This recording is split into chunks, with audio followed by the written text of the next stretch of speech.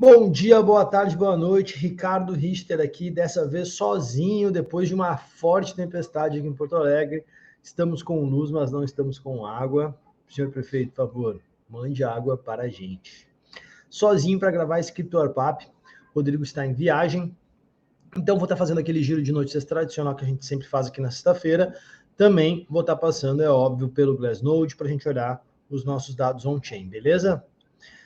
Vou trazer ao palco aqui já aquele jabazinho da minha loja de livros. Então, temos aí meu livro 21 lições sobre Bitcoin e também todos os materiais de estudo, tá, que eu utilizo para mim, meus estudos também, para fazer o curso do Blockchain Conseil. Eu utilizei esses materiais de estudos, tá? Em breve aí teremos mais. Estou editando eles aos poucos, são uma série de vários materiais que embasam aí o que é o início, tá? Os fundamentos do mercado de criptomoedas, falando um pouquinho do que é o dinheiro, o que é a economia, o que é análise fundamentalista, o que são investimentos. Para você que não tem noção nenhuma, vale a pena conferir esse material. Tem muitas e muitas horas de estudo aqui e é baratinho, tá? R$ 9,99 cada um deles, com exceção aqui do 21 lições gratuito, que é só você clicar aqui e o download é free, tá? É só você obter gratuitamente aqui o 21 lições sobre Bitcoin. Vamos começar aqui o nosso giro de notícias, tá? Algumas coisas interessantes aconteceram essa semana, principalmente no mundo político. E a primeira notícia que eu quero comentar aqui é um comentário que o senhor Elon Musk fez lá no Twitter, tá? Porque o que acontece? Tem uma pessoa chamada Yasmine Eumajandra, não sei se é esse exatamente o sobrenome dela, tá? Assim que se pronuncia, mas é a Yasmine.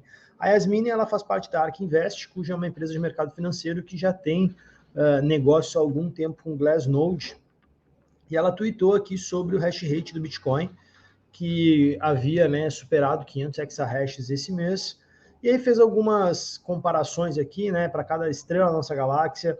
A rede Bitcoin está calculando 5 bilhões de cálculos computacionais por segundo, levaria aproximadamente 2.000 anos para a população inteira, fazendo 1 hash por segundo para chegar nesse hash rate.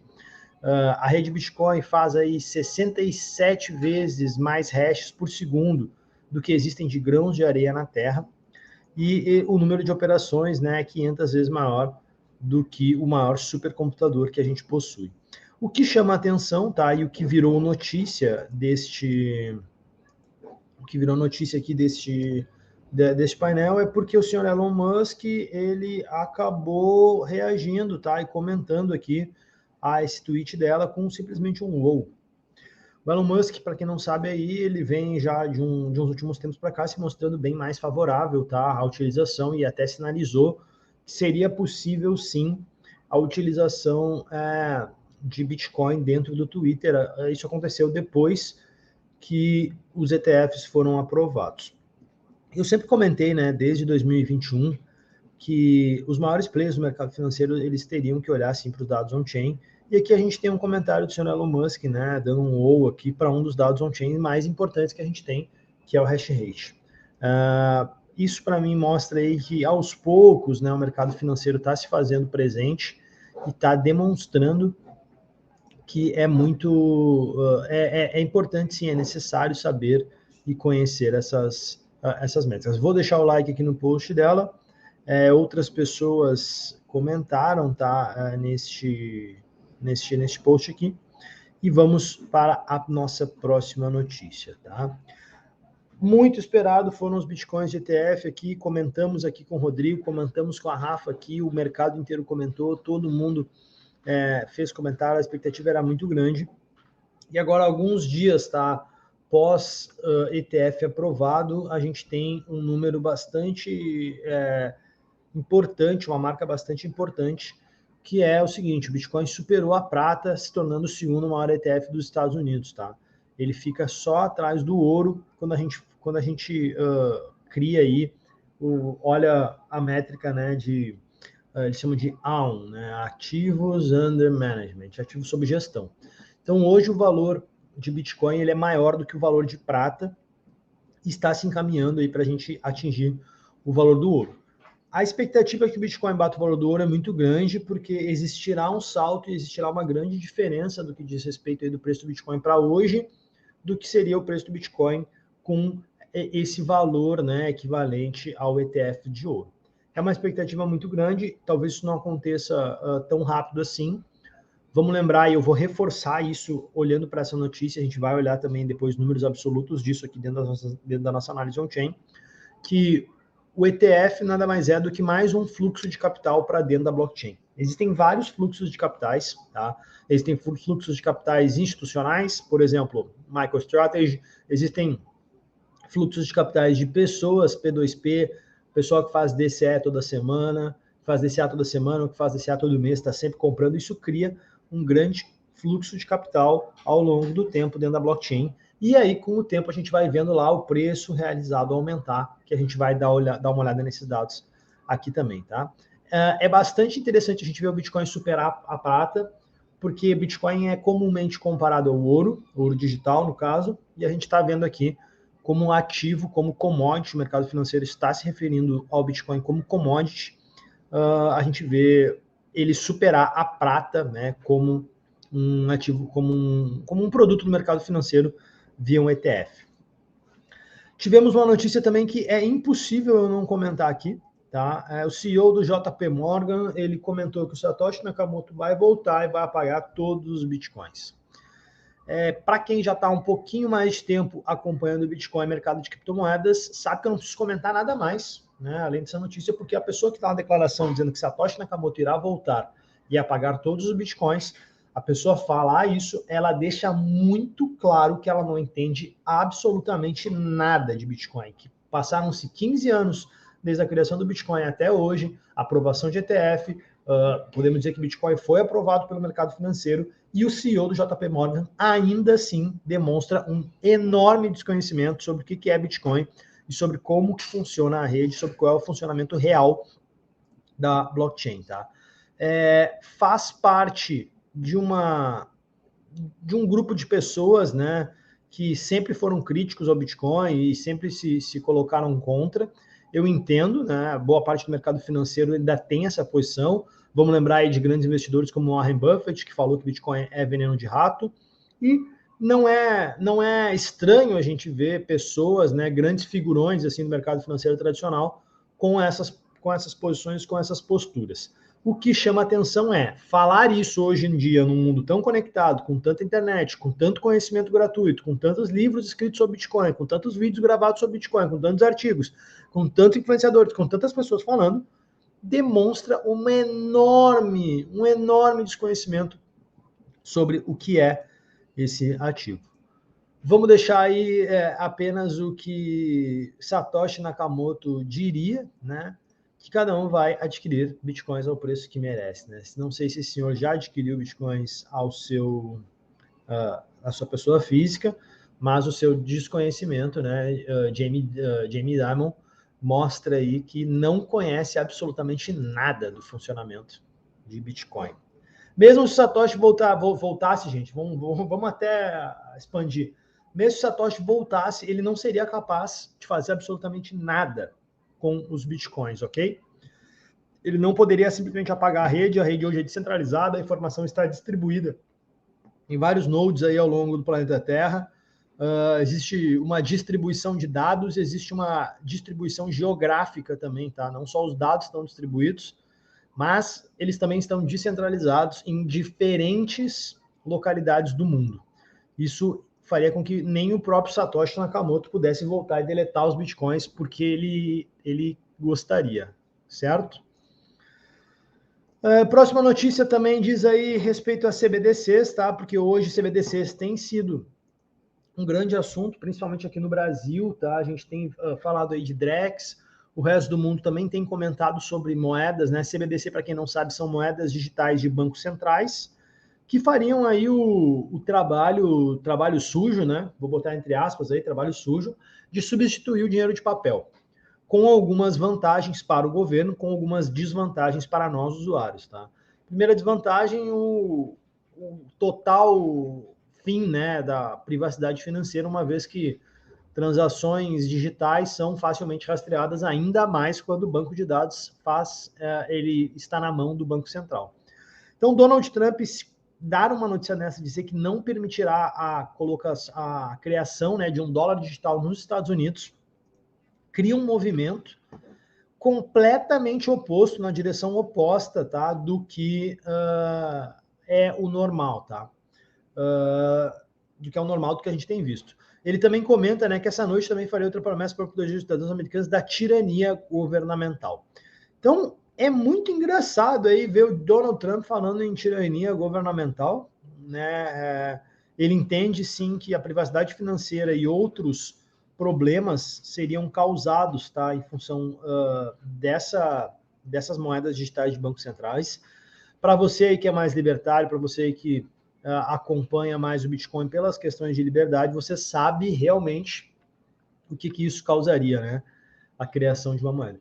Eu, particularmente, até comentando nesse vídeo aqui, tenho medo mesmo do prazo de validade do dinheiro, porque quando o governo estabelece, né, uma moeda digital, ela também pode estabelecer um prazo de validade, ou seja, se você não gastar o dinheiro, por exemplo, em 30 dias, ou então se você não gastar o dinheiro X em 30 dias, que deveria ser destinado para transporte, por exemplo, aquele dinheiro não pode ser acumulado, ele simplesmente evapora da sua conta bancária.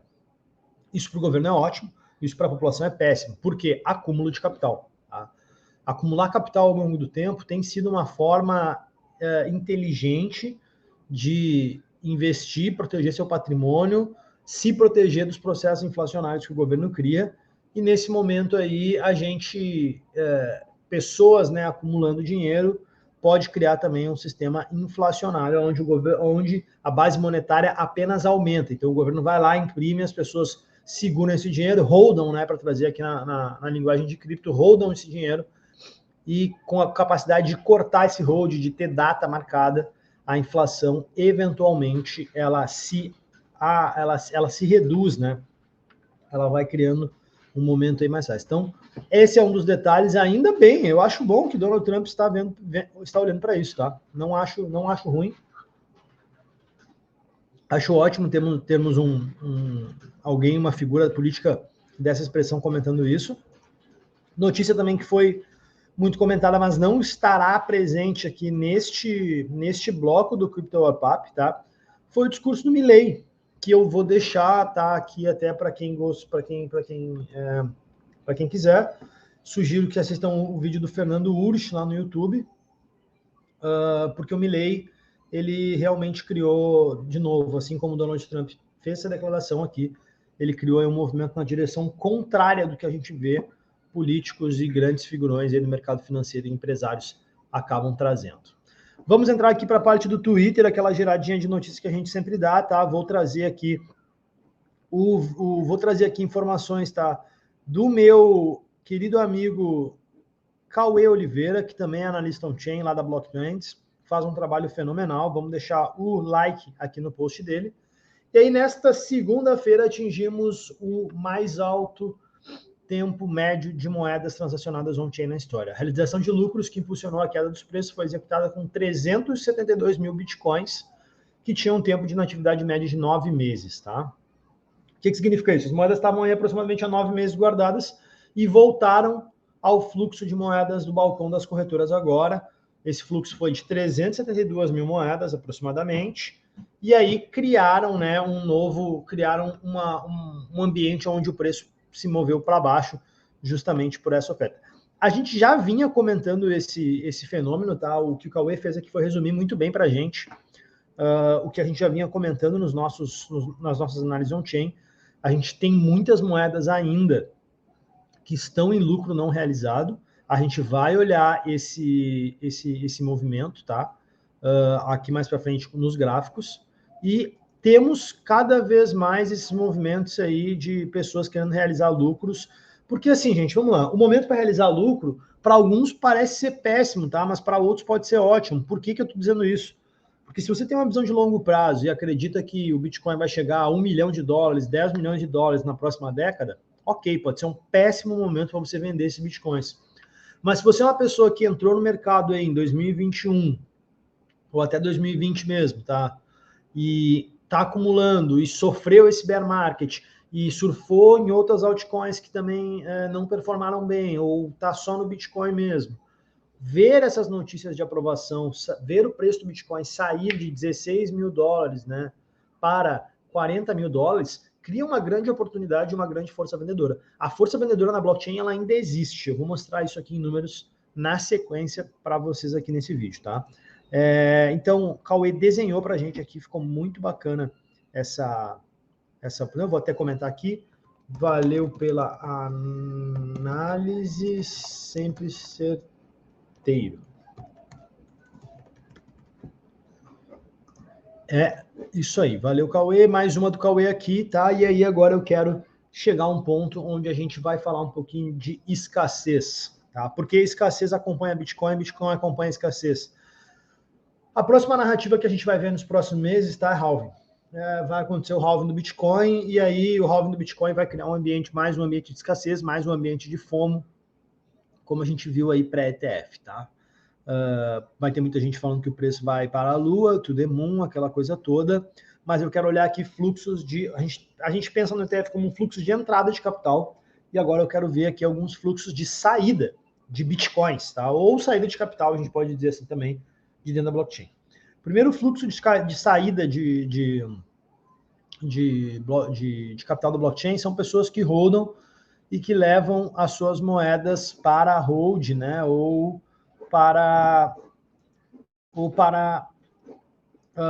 as moedas simplesmente se perdem, né?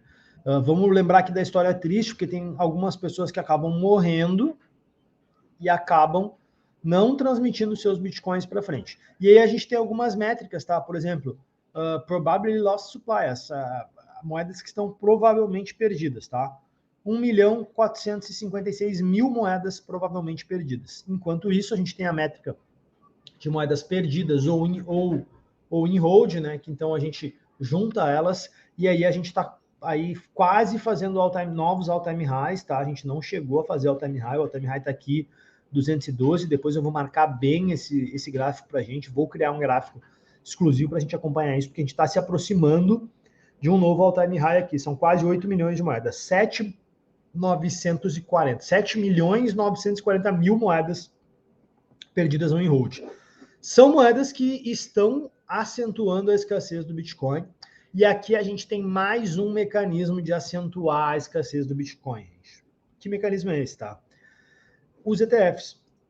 Pessoas, né, que compram Bitcoins através dos ETFs, os ETFs compram esses Bitcoins e retiram esses Bitcoins do mercado. Então, update aqui rapidinho, faz pouco tempo, tá atualizadíssimo, é do dia 19, há 5 horas atrás, esse post do Cauê aqui também, onde ele diz o seguinte: 28.622 bitcoins nas reservas da BlackRock, tá? E isso está subindo, o que totaliza aí quase 1,2 bilhão de dólares na primeira semana de ETF. Ótimo, tá bom?